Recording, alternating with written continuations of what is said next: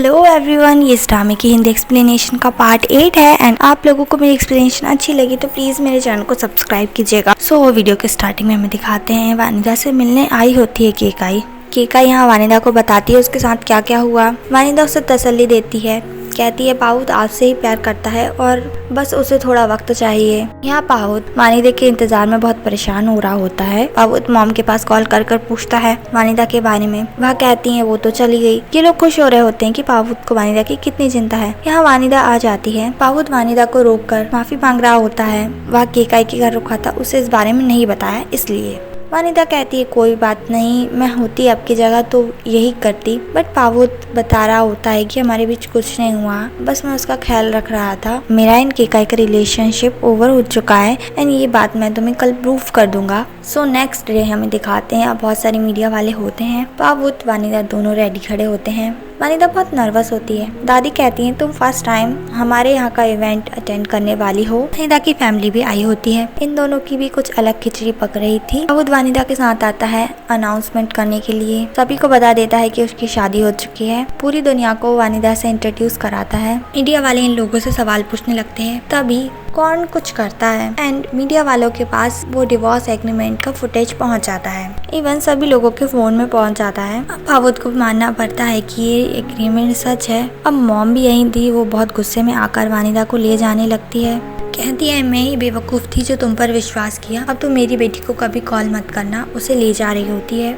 ये दोनों बहुत खुश होते हैं। वानिदा भी रोक रही होती है उसकी मॉम को। उसकी मॉम कहती है तुम इस पर ट्रस्ट क्यों कर रही हो। वानिदा बताती है हम दोनों ने मिलकर फैसला लिया था। मॉम कहती है मैं तुम्हें बहुत अच्छी तरीके से जानती हूँ, तुम कितनी भोली भाली हो, चलो मेरे साथ। पाहुत सामने आकर कहता है सब मेरी ही गलती है, एग्रीमेंट कैंसिल करा दूंगा मैं। मॉम उस पर ट्रस्ट नहीं करती।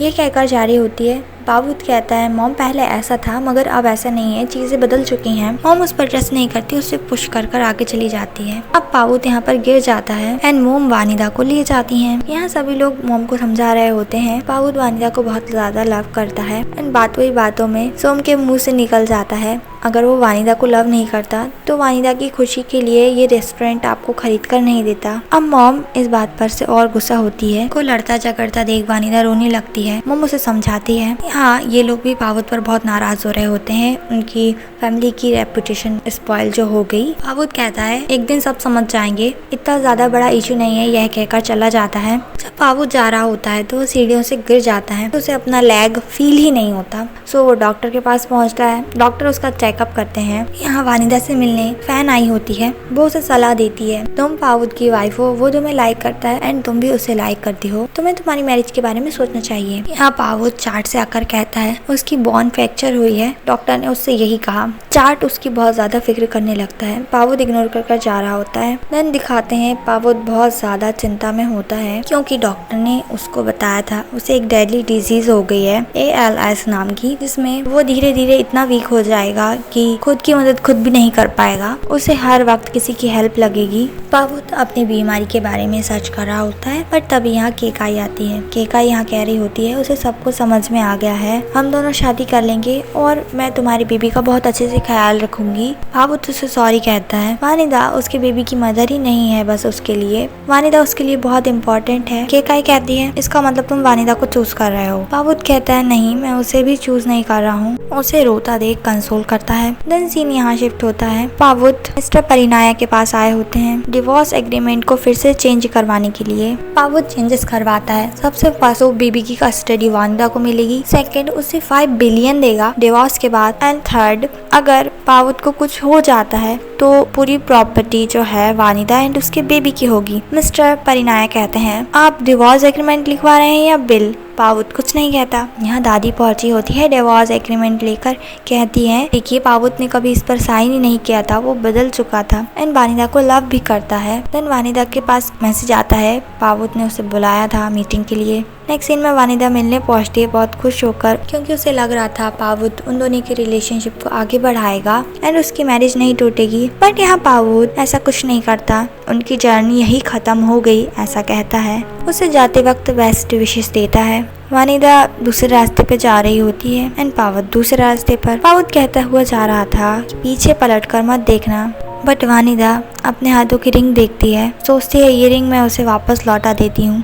दौड़कर उसकी तरफ आ रही होती है, बट तभी एक कार आती है। वानिदा का एक्सीडेंट हो जाता है। पावुत शोर सुनकर पीछे पलटता है, वानिदा को इस कंडीशन में देखता है। ये लोग हॉस्पिटल पहुंचते हैं। वानिदा कह रही होती है उसके बेबी को बचा लेना। पावुत बहुत ज्यादा परेशान होता है, डॉक्टर से कहता है उसकी वाइफ को बचा लें।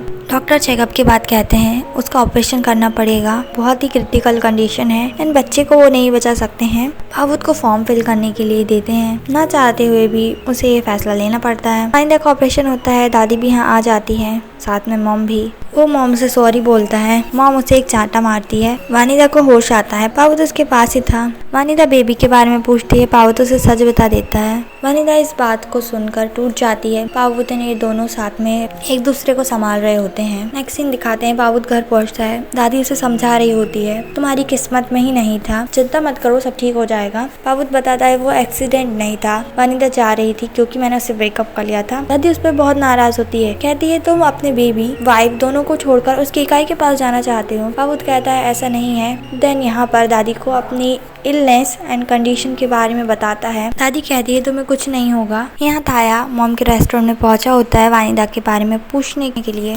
क्योंकि वो उसे कांटेक्ट नहीं कर पा रहा था। सीन यहीं पर कट होता है।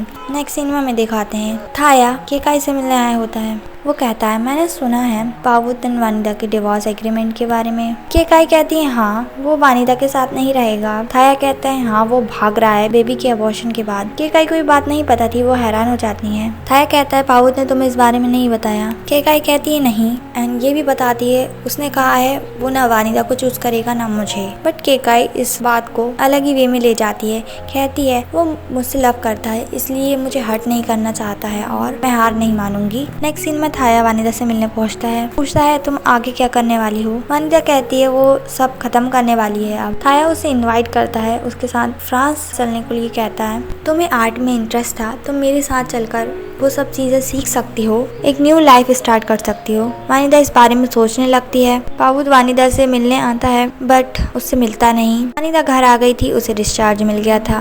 मॉम वापस जाने का बात करती हैं। वानिदा कहती है वो फ्रांस जाएगी। नेक्स्ट सीन में हमें दिखाते हैं वानिदा ऑफिस में आई होती है पावुत के, उसे रिंग लौटा देती है, उसे सॉरी कहती है उसकी लाइफ को इतना मैस्ड अप करने के लिए। वानिदा जाने के लिए खड़ी होती है, जब पावुत खड़े होने की कोशिश कर रहा होता है वो खड़ा ही नहीं हो पाता। वानिदा गुड बाय कहकर चली जाती है। उसके जाने के बाद पावुत बहुत रो रहा होता है, वह चाहकर भी वानिदा को अपने साथ नहीं रख सकता। नेक्स्ट सीन में दिखाते हैं वानिदा को पावुत के घर, वह अपना सामान देख रही होती है। देन दादी से मिलती है, उन्हें अलविदा कहती है। जब वानिदा जा रही होती है तो ये दोनों बात कर रहे होते हैं। कौन कहता है ये सब हमारी वजह से हुआ है, अगर हम वो सब नहीं करते तो वानिदा एंड पावुत अपना बेबी नहीं खोते। उसकी मॉम कहती है अरे इतनी बड़ी बात नहीं है कोई, हमने तो केवल डिवोर्स एग्रीमेंट लीक किया था, हमने थोड़ी ना कोई उसका एक्सीडेंट करवाया है। बट कौन इस बात को लेकर गिल्ट में होता है। चार्ट पावुत को रेस्ट करने के लिए कहता है, पावुत उसे मना करता है, उसे वहाँ से भेजता है, उसके बेबी को ही याद कर रहा होता है। नेक्स्ट डे मॉम पहुंची होती है उसका रेस्टोरेंट और उसके पैसे वगैरह सब वापस करने। पावुत लेने से इनकार कर रहा था। मॉम कहती है अब हम स्ट्रेंजर्स हैं, तुम्हारा वानिदा का कोई रिश्ता नहीं, तुम कभी नहीं मिलोगे। पावुत पूछता है वो कैसी है। मॉम कहती है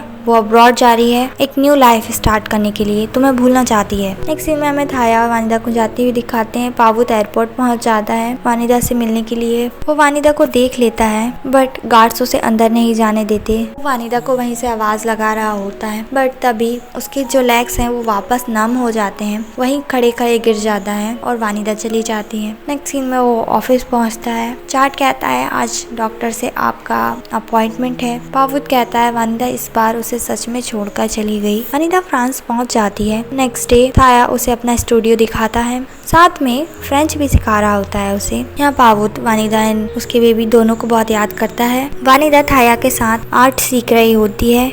यहाँ पावुत का ट्रीटमेंट चल रहा होता है एंड ऐसे ही करते करते 3 इयर्स निकल जाते हैं। इतने समय में वानिदा एक बहुत अच्छी आर्टिस्ट बन गई थी एंड उसका फर्स्ट एग्जीबिशन होने वाला था। यहाँ पावुत भी किसी बिजनेस ट्रिप पे जा रहा होता है। फाक का कॉल आता है वानिदा के पास, जो कि उसे बैंकॉक आने के लिए बोल रही थी। वानिदा कहती है उसे ऑफर्स तो आए हैं 2-3 आर्टिस्ट से एग्जीबिशन के लिए बैंकॉक में, बट वह श्योर नहीं है आएगी कि नहीं। तो ये सीन यही कट होता है एंड नेक्स्ट सीन में हमें दिखाते हैं वानिदा बैंकॉक आ जाती है। यहाँ पावुत भी बिजनेस ट्रिप से वापस आ जाता है एंड इसी के साथ ये एपिसोड यहीं पर एंड होता है गाइस। अभी के लिए बाय, मिलती हूँ नेक्स्ट वीडियो में।